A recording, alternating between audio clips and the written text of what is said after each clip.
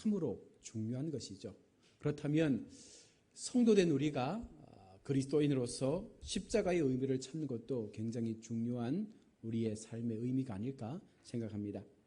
옛말에 호랑이는 죽어서 가죽을 남기고 사람은 죽어서 이름을 남긴다라는 말이 있는 것처럼 우리 모든 인생은요, 살면서 무언가 작지만 하나의 흔적을 남기고 돌아갑니다.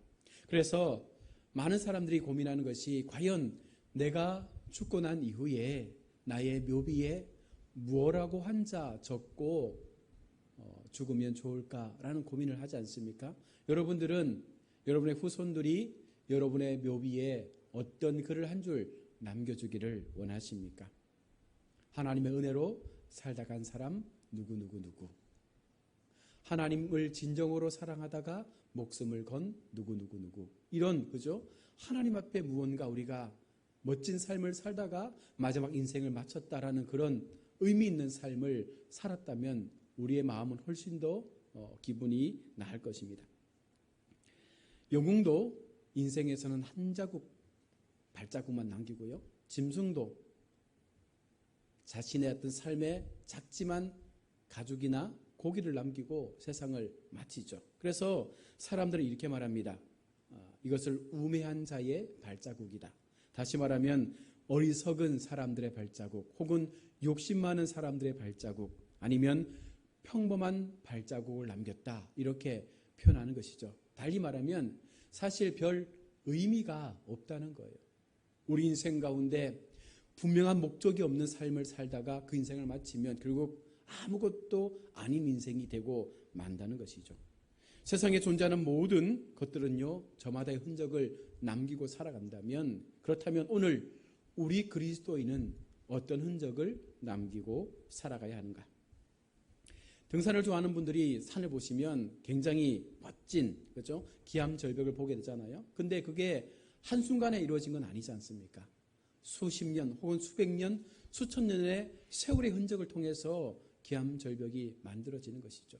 바위에 솟아있는 많은 고도의 절경들도요, 어떻게 보면 수많은 태풍을 견디고 또 파도를 견디고 그러면서 깎여지고 다듬어져서 만들어진 절경이라는 것입니다. 이것이 어떻게 보면 흔적이라는 것이죠. 우리는 그것을 보면서 참 아름답다라고 말한다면, 오늘 우리가 예수님을 믿으면서 우리의 마음속에, 우리의 삶 속에 어떤 흔적을 남겨야 세상 사람들이 우리의 인생을 통해서 참 저 사람 잘 살았다라는 이야기를 들을 수 있겠습니까? 여러분, 이것은 어떻게 보면 보이는 것에 대한 이야기를 지금 제가 하고 있는 것이죠. 하늘에 비행기가 지나가도 비행기가 지나간 흔적이 보여지고, 그죠? 배가 지나가도 그 배 위로 지나갔던 물살의 흔적들이 보여지는 이 외형적인 모습인데, 그런데 여러분, 중요한 것은요, 보이지 않는 것에도 흔적이 남는다는 거예요. 우리가 이것을 잊고 살면 늘 우리는요, 실수의 삶을 살 수밖에 없는 것이죠. 보이지 않는 흔적, 그것이 무엇입니까? 바로 죄의 흔적이죠. 죄를 짓고 나면 우리 마음속에 흔적이 남습니다. 어떻게 할 수 있을까요? 우리 마음속에는 양심이 우리를 불안하게 만드는 거예요. 뭔가 찜찜하게 우리의 마음을, 그죠? 계속해서 억누르고 있는 것이죠. 그래서 마음이 불편한 것입니다. 바로 이게 죄의 흔적입니다. 그렇다면 반대로 은혜의 흔적도 우리의 마음 가운데 남게 된다는 것이죠. 은혜를 경험하고 나면 왠지 모르게 기분이 좋고, 왠지 모르게 내 마음속에 잃었던 즐거움들이 회복되어지고, 무언가 모를 자유함을 느끼면서 확신이 생기고, 그러면서 나도 모르는 사이에 눈물을 흘리는 그런 은혜의 삶을 살지 않습니까? 예수님께서도요, 33년 동안 인생을 살아가시면서 우리 가운데 귀한 흔적을 하나 남기지 않으셨습니까? 바로 그것이 십자가의 흔적입니다. 세상을 흔들어 놓고 우리의 생명과 우리의 영혼을 바꾸어 놓을 수 있는 놀라운 그 최고의 흔적, 그 십자가의 흔적을 오늘 우리 가운데 남겨주셨다는 것입니다. 여러분들은 성도로서 살고 난 이후에 어떤 흔적을 남기고 인생을 마치고 싶습니까? 갈라디아서 6장 17절 말씀을 보시면, 이후로는 누구든지 나를 괴롭게 하지 말라. 내가 내 몸에서 예수의 흔적을 지니고 있노라. 내 몸에서 예수의 흔적을 지니고 있노라 라고 말하는 이 사도 바울의 고백의 의미가 여러분 무엇이겠습니까? 예수님께서 남기신 이 십자가의 의미를 확실히 알고 나도 그 십자가의 삶을 통해서 나에게도 예수님과 같은 십자가의 흔적이 남기를 원합니다라는 이 사도 바울의 고백을 우리는 분명 기억해야 한다는 것입니다. 가수들이 노래할 때에 보면 커다란 십자가의 목걸이를 달고 노래하거든요. 그 사람들이 십자가 정신으로 그렇게 노래하는 것일까요? 우리들도 어떻게 보면 십자가 목걸이를 많이 하고 다니잖아요. 그런데 여러분, 그렇게 십자가 목걸이를 하고 다니는 이유가 무엇입니까? 내가 그리스도인임을 보여주면서 나는 당신들과 다른 삶을 살겠노라는 그 정신을 가지고 그 십자가를 몸에 짊어지고 있는 것입니까? 아니면 하나의 액세서리로 그렇게 십자가를 짊어지고 있습니까? 어떤 분들은요, 차에 그 룸밀러에 십자가를 막 걸어놓은 분들이 계세요. 그래서 물어보니까 혹시 이걸 걸어놓으면 사고 나지 않을까라는, 사고가 안 날 것 같다라는 그런 마음 때문에 건대요. 그러면 그 십자가는요, 부적이 되는 거예요. 하나님 앞에 우리가 그 십자가를 잘못 사용하면 오직 그것이 우상이 될 수밖에 없는 것이죠. 저희 둘째 성민이가 고등학교 다닐 때 학교에서 어느 날 십자가 목걸이를 하고 온 거예요. 매일 하면서. 왜 하고 있어? 그랬더니 그 캠프에서 은혜를 받고 하나님의 은혜가 너무너무 좋아서 이 십자가 목걸이를 계속 하고 다니는 거예요. 그러면서 친구들에게도 십자가 목걸이 하라고 하면서 막 십자가를 나누어 주었던 그런 일들이 있었거든요. 이것이 어떻게 보면 우리 속에 하나님의 은혜가 임할 때에 나타나는 삶의 변화요, 우리의 삶의 모습이 아닐까 생각되어지는 것이죠. 여러분들에게는 십자가가 어떤 의미입니까? 여러분들에게는 은혜를 통해서 내가 짊어져야 될 십자가의 진정한 의미를 알고 인생을 살아가고 있습니까? 우리 주변에 예수께서 남기신 흔적의 십자가가 너무나도 많습니다. 일상생활에서 날마다 보며 경험하는 십자가의 삶이 얼마나 우리 가운데 많이 있는지 몰라요. 그런데 십자가를 바라볼 때마다 오늘 성경은요, 반드시 우리가 깨달아야 될 몇 가지의 교훈을 들려주고 있습니다. 먼저는요, 구원의 십자가를 단단히 붙잡으라라는 말씀을 하고 있는 것이죠. 오늘 본문에 등장하는 갈라디아 교회는요, 사도 바울이 2차 선교 여행을 하던 가운데 세운 교회였습니다. 갈라디아 교회는요, 대다수가 이방인들이 전도를 받아서 성도로 등록된 교회가 갈라디아 교회였습니다. 사도 바울의 교훈을 따라서 예수 그리스도를 믿고 복음으로 든든하게 세워져 가던 교회였는데 어느 날 유대인들이 그들 가운데 침투해서 이렇게 말하는 거죠. 너희가 구원을 받았느냐? 어떻게 할 수 있느냐? 그러면서 예수를 믿는 것만으로 구원받을 수 없다. 어떻게 해야 되냐면 율법을 지켜야 된다. 그리고 할례를 받아야 된다. 그래야 온전한 구원을 받을 수 있다라고 말하면서 갈라디아 교인들의 마음을 흔들어 놓기 시작한 거예요. 그러니까 이 교인들이 믿음이 연약하니까 그 정통 유대인들의 말이 옳은 줄로 알고 그들 모두가 할례를 받고 율법을 지키기로 계속해서 애를 쓰는 거죠. 그러자 사도 바울이 그 소리를 듣고 화가 난 거예요.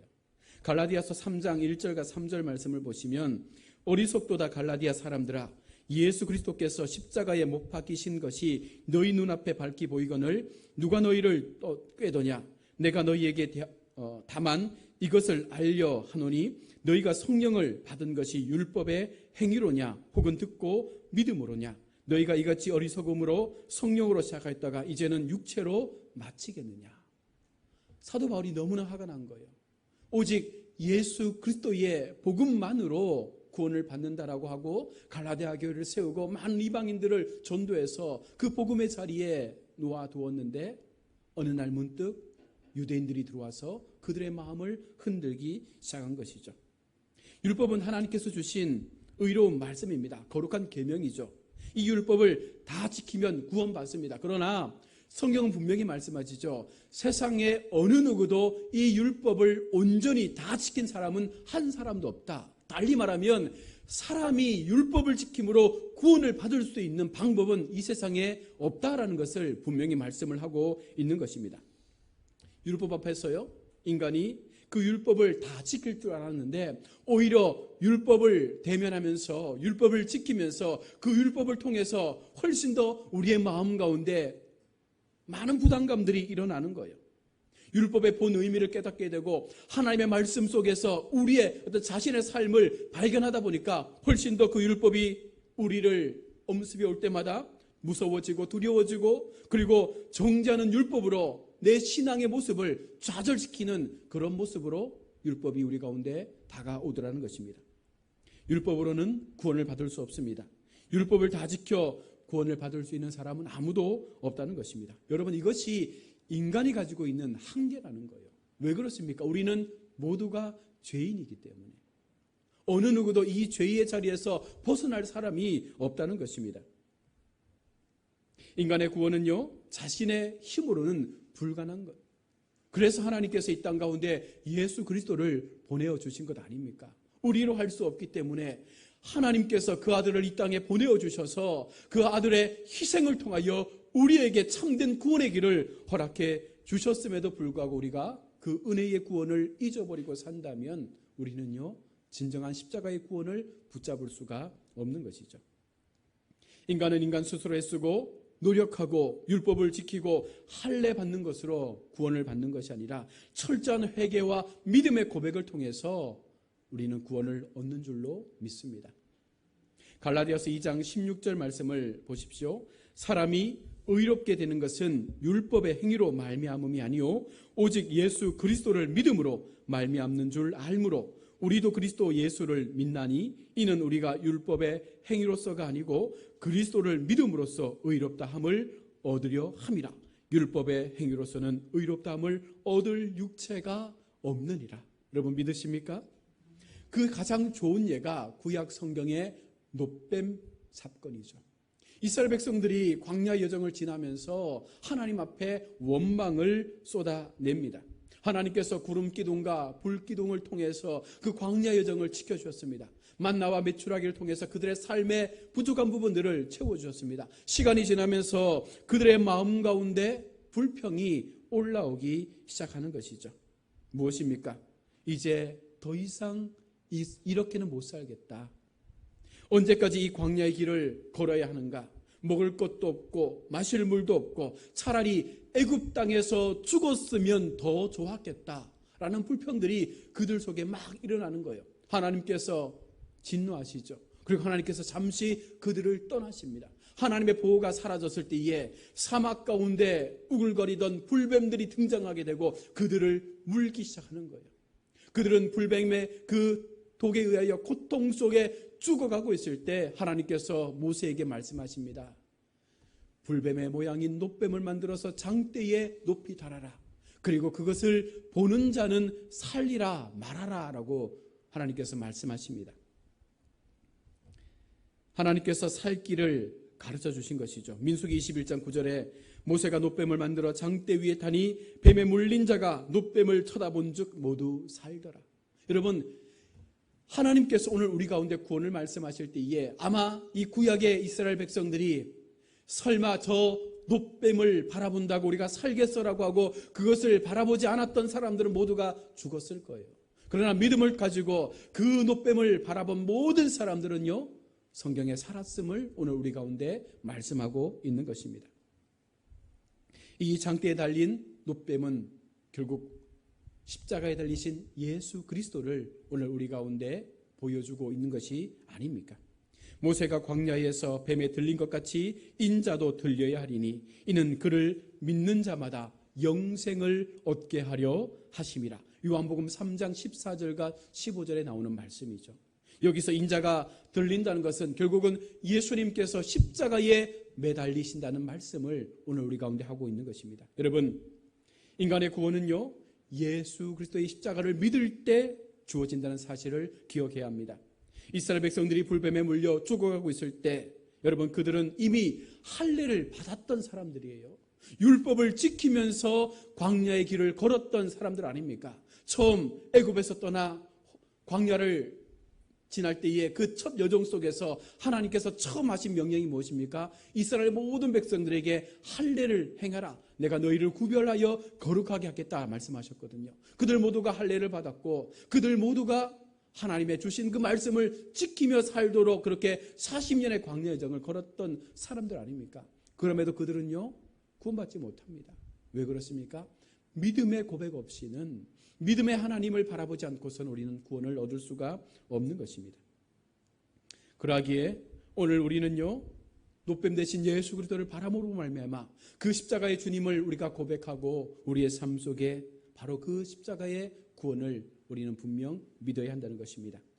오늘 우리에게 과학과 예술과 의학, 여러 가지 많은 철학, 문학, 지성, 율법, 도덕, 윤리가 필요하고 이 땅을 살아가는데 그 모든 것들이 유익을 줄 수 있지만 죄와 사망에서 우리를 구원받고 영생 복락의 삶으로 인도할 수 있는 자녀의 길을 허락하는 그와 같은 도구로는 그것이 사용될 수 없다는 것입니다. 오직 십자가를 든든히 붙잡을 수 있을 때 우리는 구원의 삶을 살게 되는 것입니다.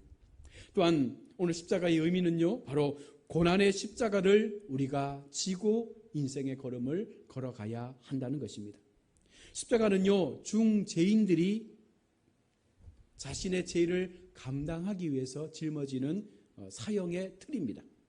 그래서 십자가의 처형을 받는 죄수들은요, 먼저 죽도록 채찍질을 맞는 거예요. 그러고 나면 삶의 의욕과 의미를 다 상실하게 되죠. 이제 자포자기합니다. 반신반의한 상태에서 이제 자기가 죽게 될 그 십자가의 형틀을 짊어지고 사형장까지 가게 됩니다. 그리고 십자가에 못 박히게 되고 그렇게 피를 흘리면서 죽는 것이 십자가의 죽음입니다. 그 고통이 너무 크기 때문에 몰약을 먹이는 것이죠. 이 몰약은 당시에 마취제와 같은 그런 것이었습니다.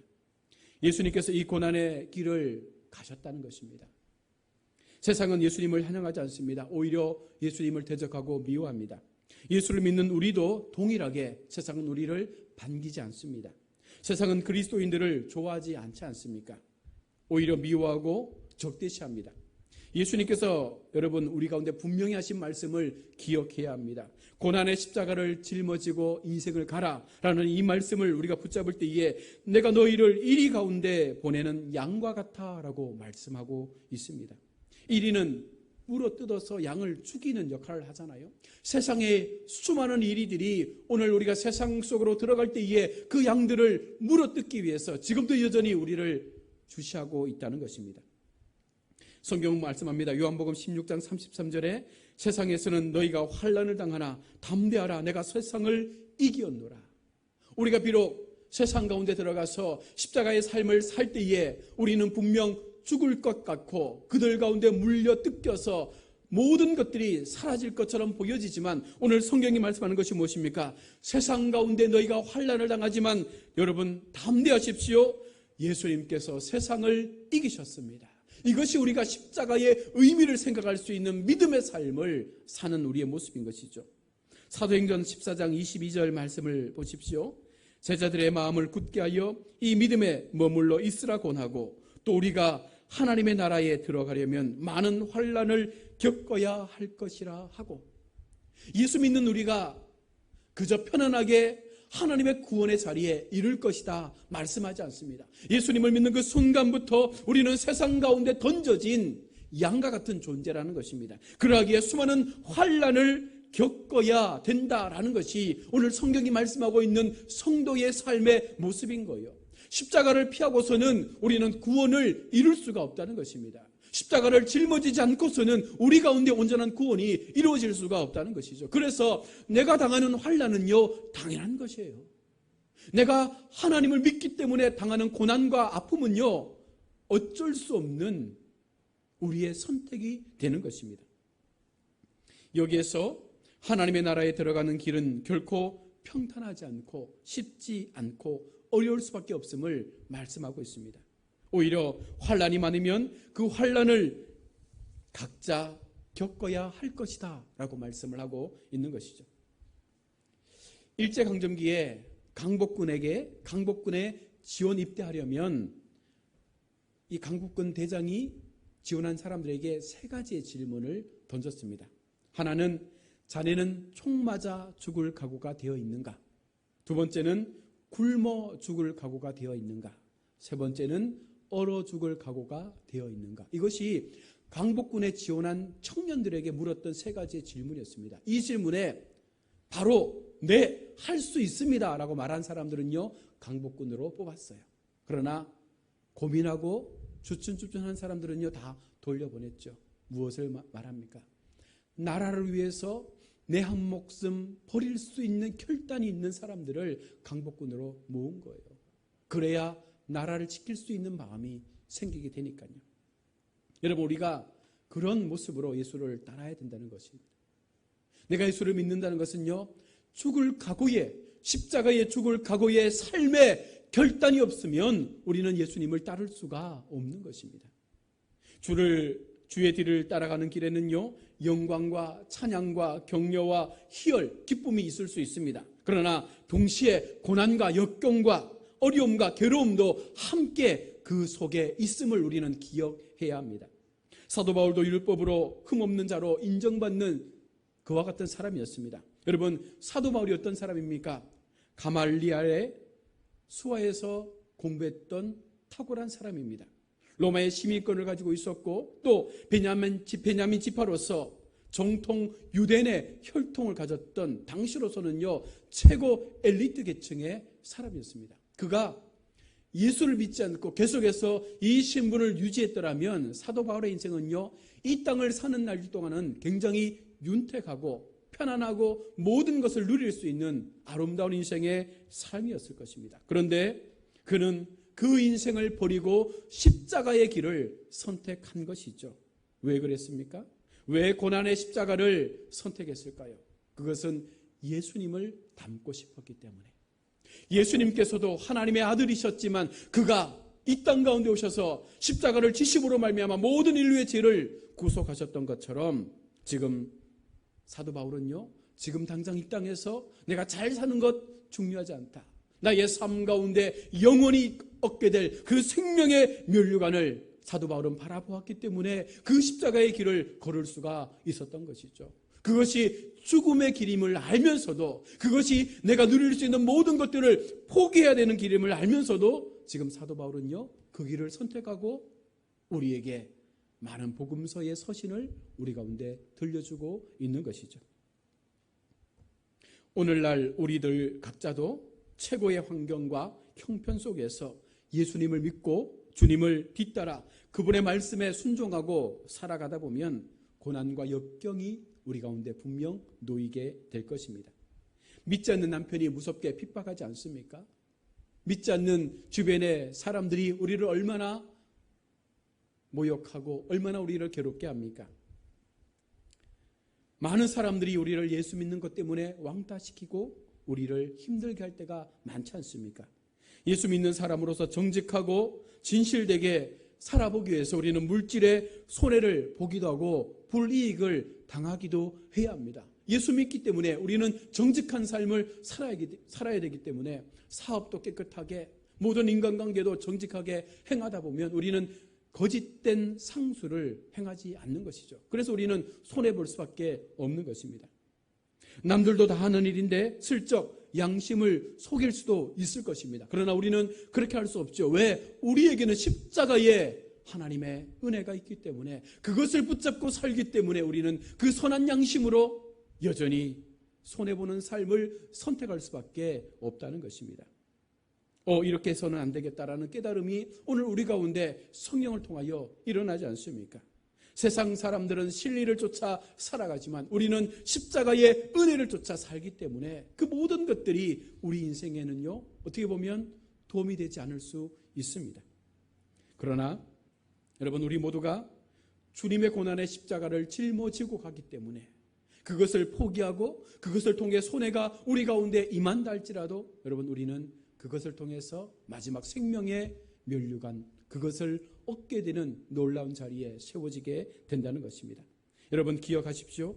하나님이 원하시는 방법과 뜻을 따라 살면 그 결과는 반드시 승리이며 영광이 우리 가운데 준비되어 있다는 사실을 믿으셔야 합니다. 여러분, 그것을 믿어야 우리의 이 고난도 넉넉히 이길 수 있는 마음을 얻게 되는 것이죠. 마지막은요, 바로 거룩한 십자가를 지고 가야 된다라고 말씀합니다. 십자가가 무엇입니까? 형벌을 받아 내 죄와 허물이 끊어진 것이 십자가예요.